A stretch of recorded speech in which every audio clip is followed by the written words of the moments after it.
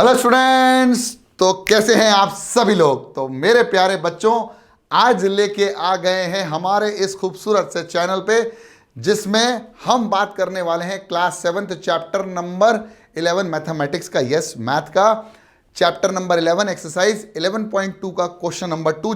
जैसे कि आप देख रहे हैं, तो इस लेक्चर में हम कर देंगे क्वेश्चन नंबर 2 खत्म। तो बिना देरी किए इस लेक्चर को शुरू करते हैं। तो मेरे प्यारे बच्चों, find the area of each of the following triangle.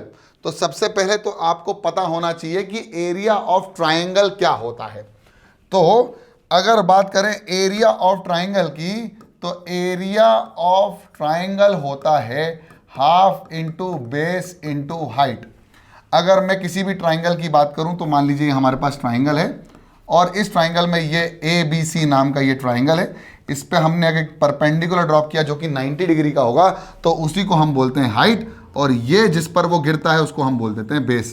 तो एरिया जो बनता है वो बनता है half into B into H, और इसी को बोलते हैं एरिया ऑफ ट्रायंगल। ठीक है, शुरू करें। तो बस सिंपल है, देखो ये परपेंडिकुलर है, ये बेस है, तो इसका एरिया हो जाएगा हाफ इंटू 4 इंटू 3। तो एरिया इज इक्वल टू 2 2 जा 4, 3 2 जा 6, area is equal to 6 centimetre square. कितना हो जाएगा? 6 सेंटीमीटर स्क्वायर, 6 सेंटीमीटर स्क्वायर। अब इसका एरिया की बात करें तो एरिया इज इक्वल टू, अब ये हाइट है, देखो ये हाइट है और ये बेस है, ये बेस है, तो हो जाएगा हाफ इंटू 3.2 इंटू 5, तो हो जाएगा 2 1 जा 2, 2 1 जा 2, 2 6 जा 12, यह आ जाएगा 1.6, और 1.6 मल्टीप्लाइड बाय 5, 1.6 मल्टीप्लाइड बाय 5 आ जाएगा मेरे ख्याल से 8, है ना, 8 आ जाएगा। तो ये हो जाएगा 5 6 30, कैरी ओवर 3, तो ये हो जाएगा 5 1 5 प्लस 1 8, तो ये हो जाएगा 8.0, यानी सेंटीमीटर स्क्वायर में कितना आ गया एरिया? 8 centimetre square. इसके बाद बात कर ले, अब देखो यहाँ पर आपको हाइट नहीं दी है, लेकिन मैंने बताया था हाइट वो होती है जो किसी भी बेस पर क्या गिरती है? परपेंडिकुलर। तो ये परपेंडिकुलर दिया हुआ है यहाँ पर, यानी अब आ जाएगा हमारे पास हाइट कितना हो जाएगा? 4, तो हाफ बेस इंटू हाइट, तो 2 1 जा 2, 2 2 जा 4, 3 2 जा 6 centimetre square is the area of triangle. और ये राइट एंगल ट्रायंगल है। कौन सा ट्रायंगल है? Right angle triangle. कौन सा है? Right angle triangle. इसलिए इसकी हाइट जो होती है और बेस जो होती है, वो दोनों ही हाइट हो सकती है और बेस हो सकती है।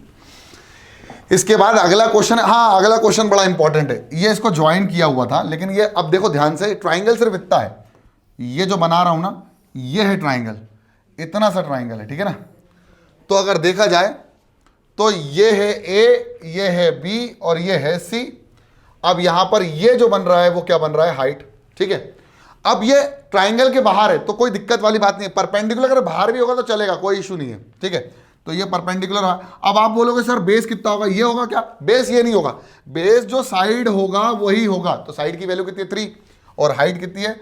2, तो इसका एरिया हो जाएगा half into base into height, 2 से 2 कैंसिल, बचा कितना? 3 1 जा 3 centimetre square is the area of triangle. समझ में आ गया? बस इसके बाद और कोई क्वेश्चन नहीं है, क्वेश्चन नंबर 2 भी समाप्त। आई होप आपको ये लेक्चर समझ में आ गया। छोटा लेक्चर बना रहा हूं, कमेंट कर देना अगर बड़ा लेक्चर चाहिए तो। तब तक के लिए पढ़ते रहो, बढ़ते रहो। जय हिंद।